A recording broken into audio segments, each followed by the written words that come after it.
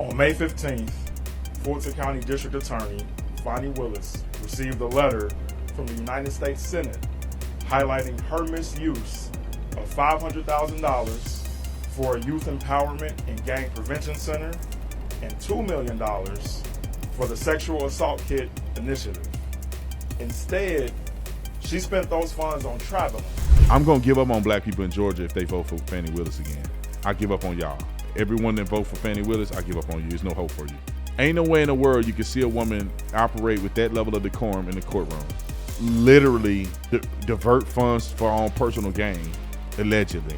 And she hasn't done nothing for black people whatsoever that she can attest to.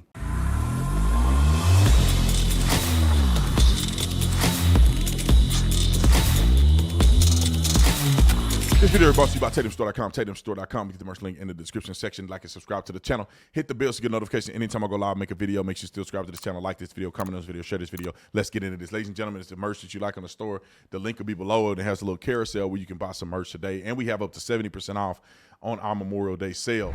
All right. Georgia elections case prosecutor Willis, Judge McAfee faced primary voters Tuesday. Okay, let's read through this.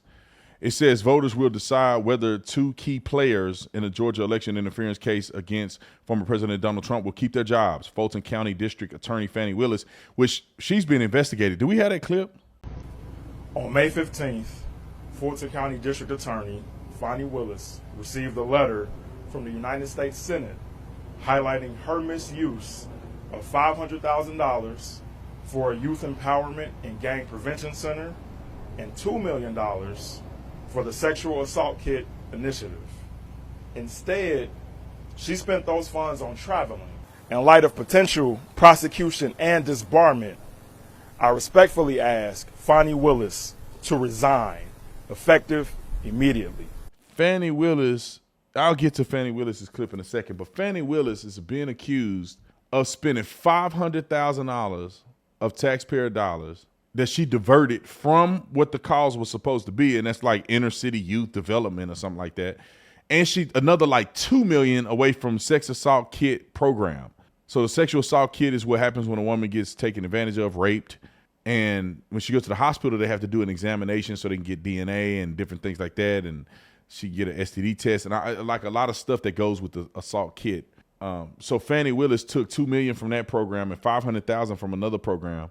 And the person that accused her of doing this, or at least he was mentioned in the accusations, said that she then turned around and used that stuff for travel and things in her own personal, for her own personal vendetta, or at least her business personal. Whichever the way it goes, she misappropriated the money.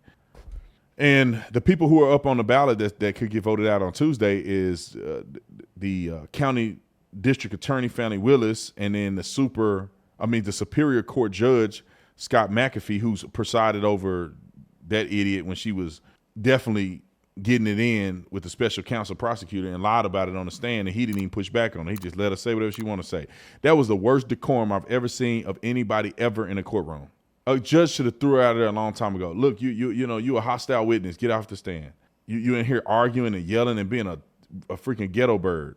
Willis is the prosecutor in the last years obtained a sprawling racketeering indictment against Donald Trump and 18 others, and McAfee is the judge who was randomly assigned to preside over the case. Willis has a single challenger in the Democratic primary, and if she wins, will face off against the Republican candidate in the fall. McAfee has one opponent after a second was disqualified in a nonpartisan contest that will be the final word on whether he gets to keep his seat.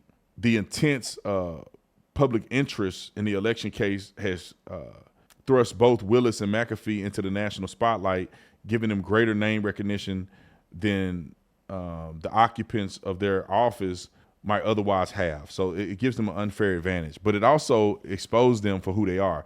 If I'm going to give up on black people in Georgia if they vote for Fani Willis again, I give up on y'all. Everyone that vote for Fani Willis, I give up on you. There's no hope for you.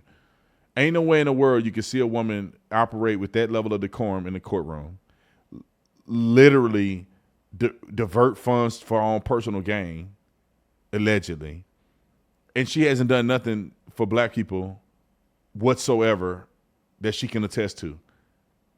And she's wasting taxpayer dollars investigating Donald Trump for no reason.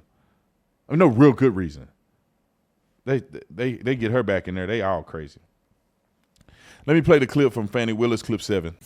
This strikes me very close to my heart because I feel like this is one of the first times I've seen people standing up for you on this point. I wanted to ask how it strikes you. Do you agree with their assessment of what's going on? Well, as you know, let's start with the federal government and Jim Jordan. Mm-hmm. Jim Jordan has time after time after time attacked my office with no legitimate purpose. Anyone who knows Jim Jordan's history knows that he only has the purpose of trying to interfere in a criminal investigation. He has now turned his tricks to he's going to look at grant programs, which I invite him to do, and we have complied with his subpoenas, but yet he continues his attacks to try to interfere in a criminal investigation, while his jurisdiction has one of the worst crime rates, has poverty issues, and not one time has he used his position to try to investigate people who are attacking me and attacking others legitimately doing their jobs, making him illegitimate in his position, and it's disgusting. And so I bring that up at the federal level because now at the state level, they've decided to follow this clown's lead. And they want to now try to interfere in an investigation, and it's not legitimate either. And so it shall fail, and it's not going to go anywhere. But they are trying to attack me at every level. As you know, today is an exciting day for me because I'm on a ballot tomorrow, and I have a Democratic challenger, and I plan to win and win big tomorrow. But I also have a Republican challenger coming up in November who's unqualified, been practicing law for less than 4 years, has never practiced criminal law, but has already got PACs supporting her, already has the National the National Republican Party, as well as the local Republican Party supporting her. And so I am thankful to those 3 Democrats who stood up for what is right. But I am at a point where I need Fulton County voters to get out and vote. I need people around the country to support me, big and small, to say that we are going to be a country that still believes in the rule of law. We are not going to allow people to be attacked while they do their job. Having prosecutors that are free from interference and are allowed to just look at cases, look at the facts, and if people broke the law to bring charges, has to go on for us to live in a free society. The sad part, though, for all of them, Ms. Maddow, is it doesn't matter how many times they attack me. I am not going to be broken, and I am going to still be standing here doing my job lawfully. Ma'am, all that was gibberish because you were a weekend bust down for somebody, and you're a grown woman investigating a crime, and you will turn up on the weekend. A one-night stand again for a guy who you hired as a special counsel. You can't be serious about your job. You cannot be. You got to be such a raging dirtbag to hire a man in a position to do a professional investigation as special counsel, and you sleep with the man. What? You can't sleep with somebody else? Fani, you sleep with that dude? You got plenty of men out there. And you go sleep with a dude you hired. And we all know that she was messing with the dude before she hired him. So you had a dude you were sleeping with, and you used taxpayer dollars to put money in his pocket to do an investigation, and he didn't have proper experience. And you sleeping with the man.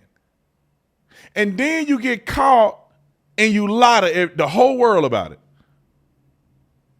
You can't take your job serious. I can't listen to nothing else she say.